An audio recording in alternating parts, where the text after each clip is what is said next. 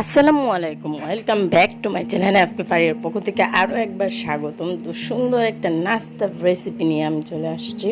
তো এই নাস্তাটা একবার যদি খান, সত্যি বলতে কি যে আপনাদের অনেক ভালো লাগবে। তো আমি প্রথমবার ট্রাই করছি, প্রথমটা আমার একটু মানে কি বলবো, ভালোই হয়েছে, বাট কালারটা এতটাও ফুটে আসে নাই।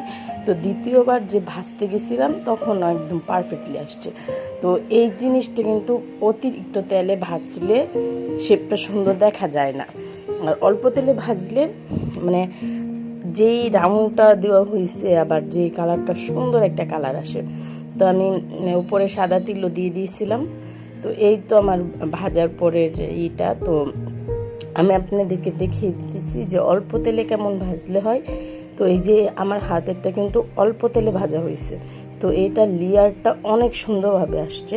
তো প্রথমবার যখন আমি করছি আমি ভাবছিলাম যে ভিতরের পুরটা বের হয়ে আসবে, সেটার জন্য কিন্তু আমি ডিম দিয়ে দিয়েছিলাম।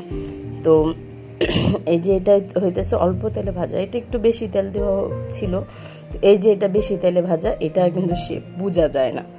তো অল্প তেলে ভাজলে এটা অনেক ভালো লাগে, একদম অল্প খরচে একদম পারফেক্ট একটা নাস্তা।